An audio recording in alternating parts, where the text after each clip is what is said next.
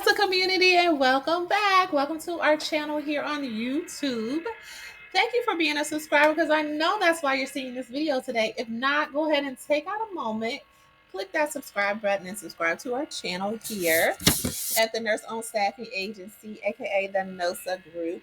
My name is Shamika, the creator and founder, and we're glad that you're here. And we're going to be talking about today something that's had the most impact on our industry over the last 3 years, and that's recruiting.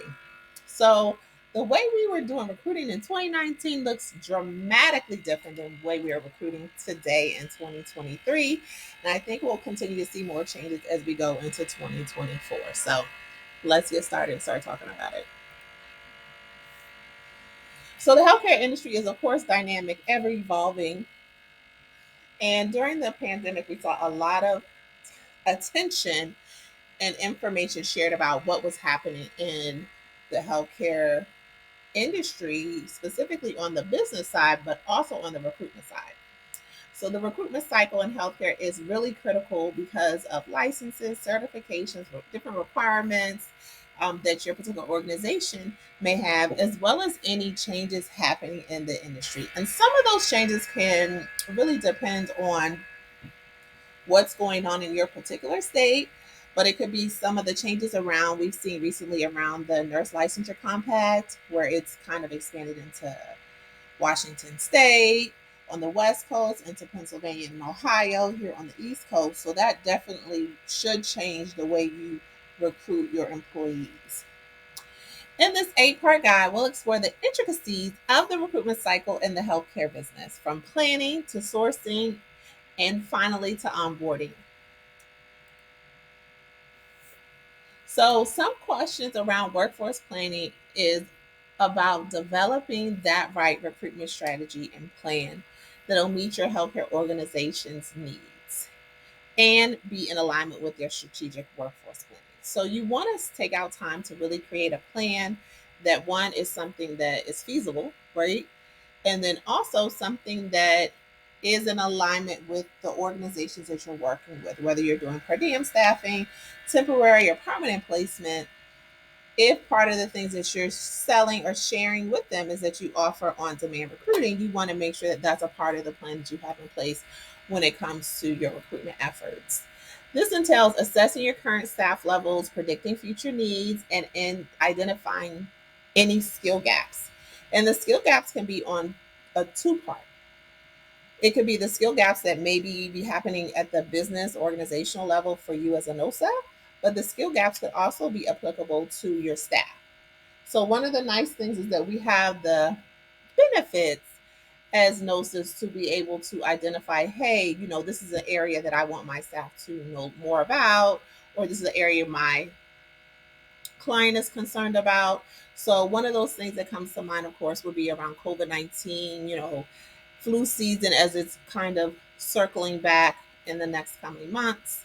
We want to make sure that we're re-educating our staff, retraining our staff on all of the things related to, preventing, managing, and working with patients who have COVID-19. So that looks like your PPE, your hand washing, standard precautions. So all of those things should be included in any training that you provide. And one of the nice things is you can provide the training and potentially provide the vaccine if that's something that you do. But if your client does require the vaccinations, create an easier pathway for your staff to get access to the vaccinations if that's something that they choose to do. So by understanding the big picture and not kind of narrowing it down to my staffing agency and what's happening in my world versus a wider view around what's happening in the overall world. Like, we are seeing increases in numbers in COVID-19. We are seeing increases in numbers in um, flu, people having the flu. So let's be proactive to make sure those types of conversations or things are happening in my agency, especially around this time. And then from a recruitment standpoint of view, there may be opportunities, depending on how your organization is positioned, for you to offer those services to other potential clients or new clients, or partner with clients to offer it to their staff. So, understanding long term objectives, optimizing resource allocation, and improving patient care is always a priority around workforce planning. So, a little bit about job positions and analysis. So, the next step in the process will be to conduct a comprehensive job analysis. So, what this entails is that each role in the healthcare organization or healthcare business has unique requirements and responsibilities. So, within your NOSA agency, you'll have two folds again. You'll have the administrative team or business operational team, and then you'll have the actual clinical team. So you want to make sure that you kind of identify the jobs that you want to recruit for, whether it's operational or clinical, and created how they fit within the organization, as well as what their duties and responsibilities and any unique requirements that they may need to have. And by doing this, you're essentially doing what we talked about so much is you're creating a job description, like the task, the education, the licensing requirements.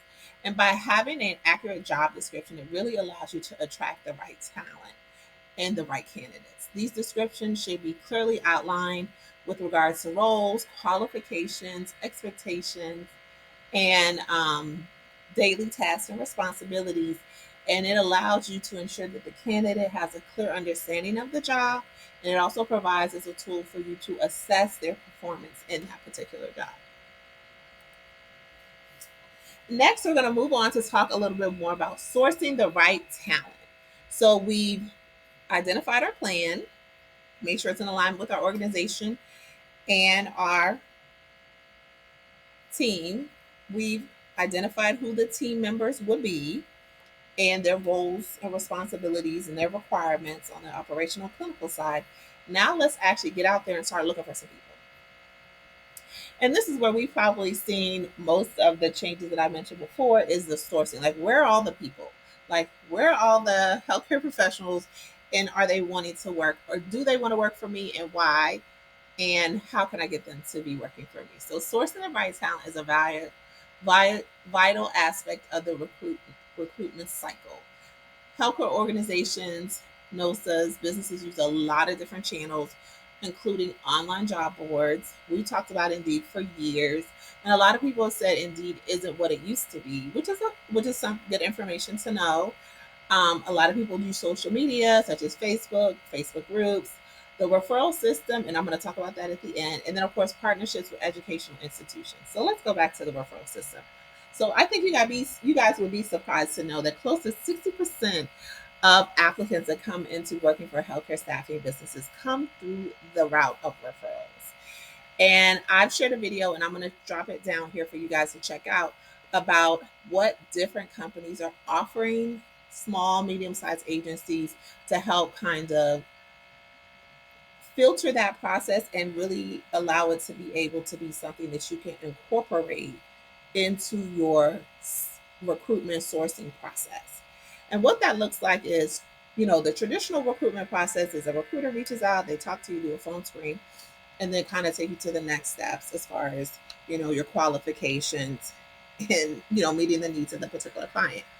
But the difference between those pipelines and referrals is that the referral piece in the way that we've traditionally done it works, but I think there's some companies that are doing it better on a platform which allows you guys to send out to your employees, hey, we're looking for this, and then allow them to share a link on their social media, on email, on a group chat, or on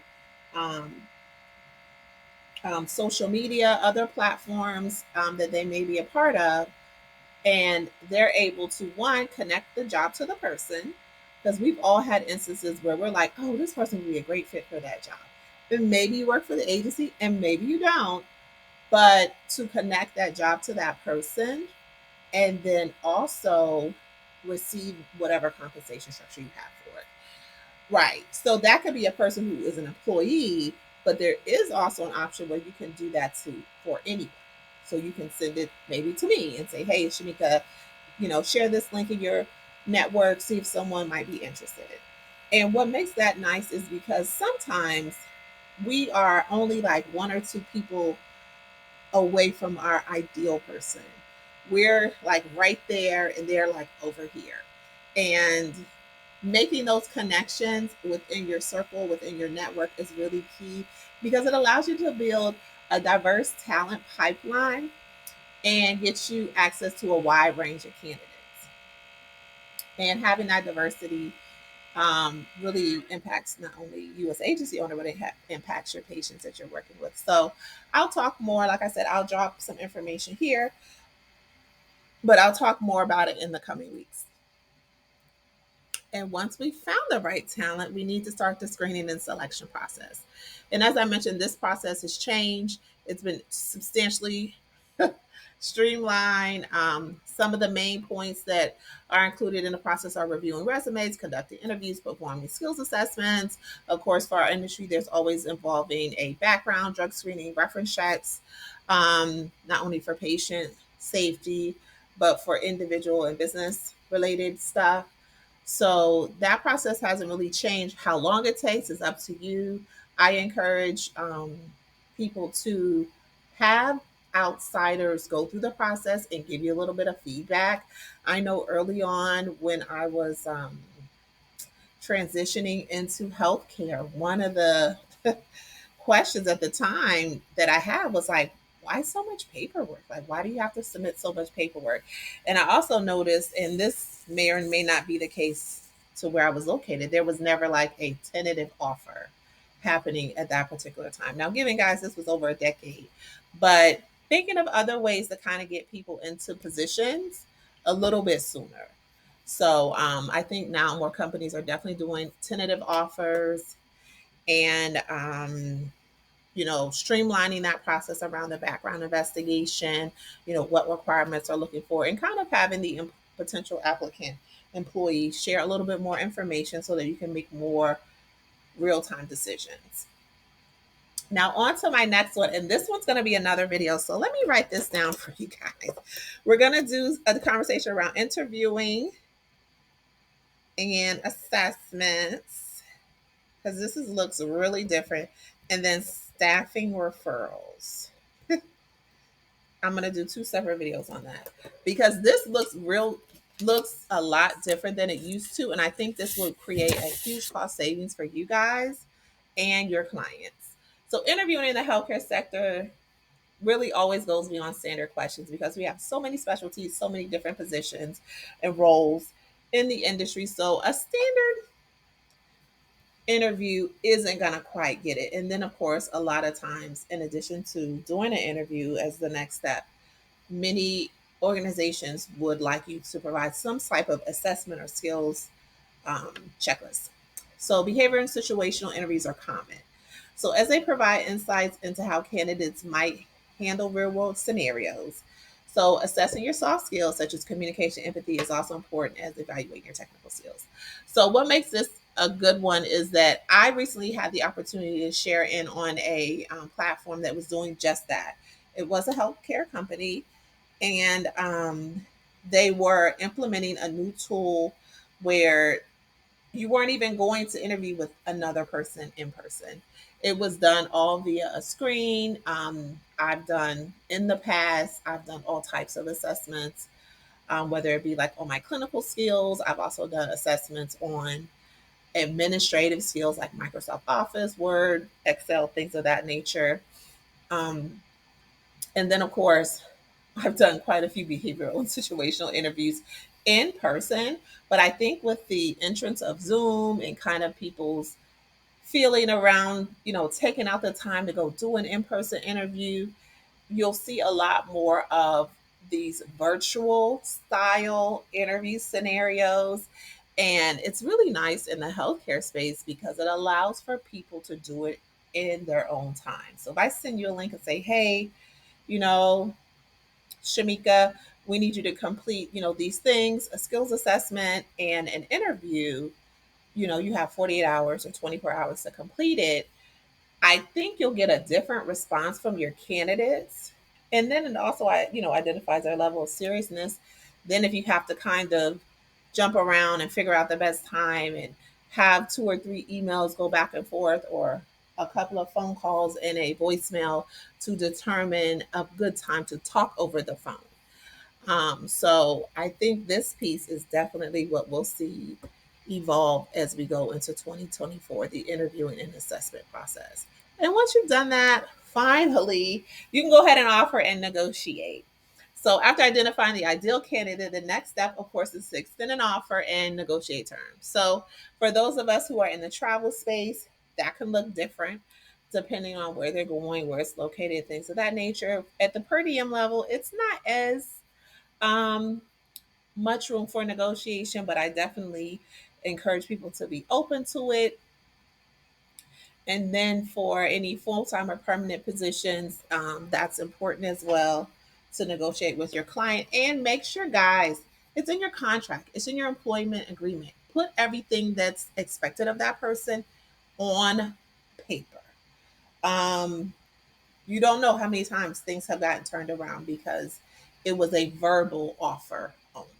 So anything that you offer verbally to any of your, whether it's a client or a employee, you want to put it in writing because you want to make sure that it's documented.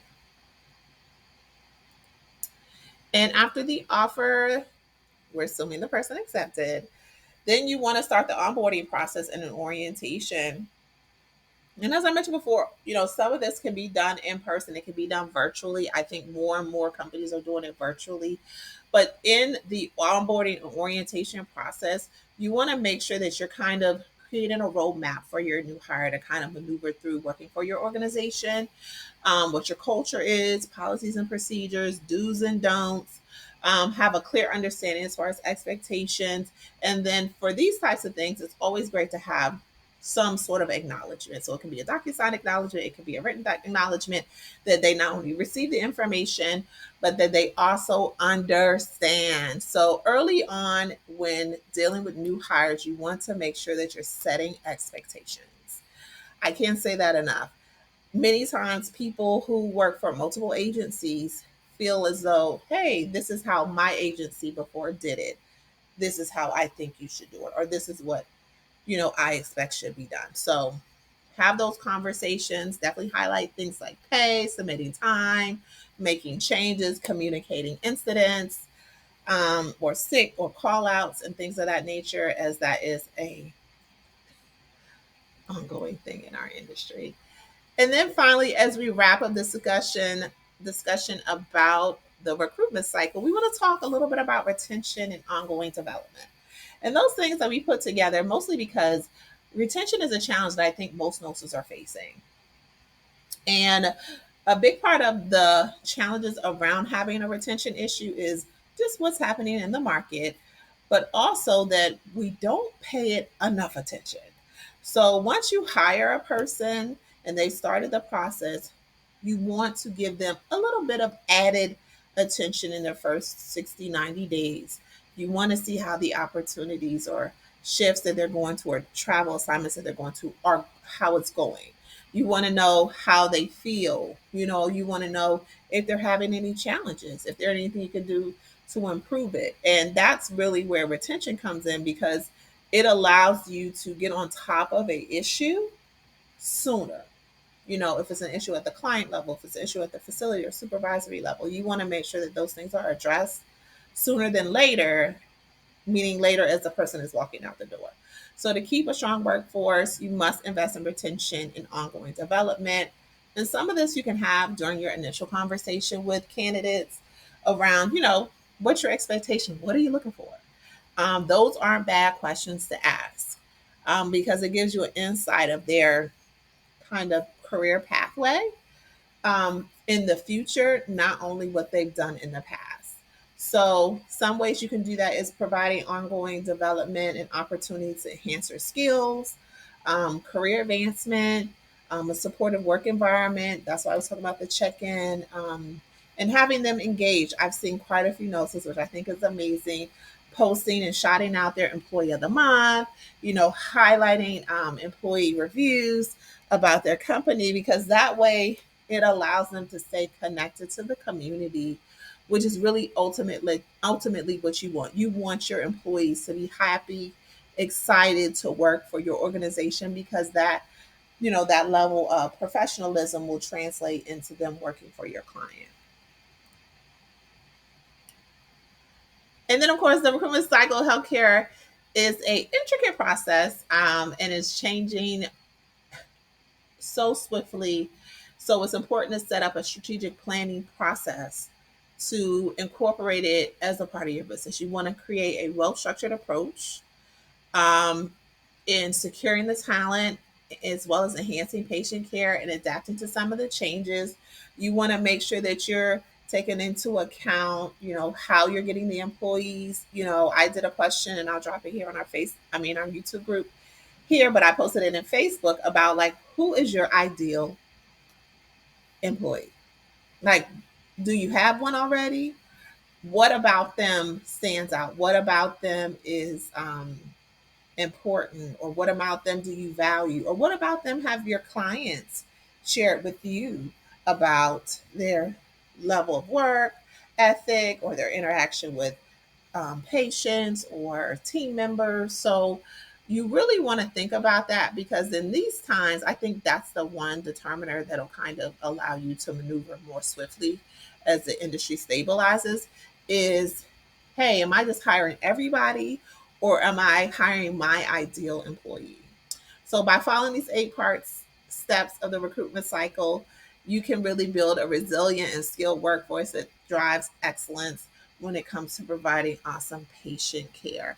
As always, if you aren't following us here or subscribing to our channel, go ahead and do so and get more updates. As I mentioned, I'll drop those other videos in the coming weeks around staffing referrals and interview assessment, as that's something that I've seen change as of the last year or so, and really specifically the staffing referral piece with regards to how you can incorporate it in your business. So, thank you for being a part of our community. We're glad to have you, and we'll be chatting with you.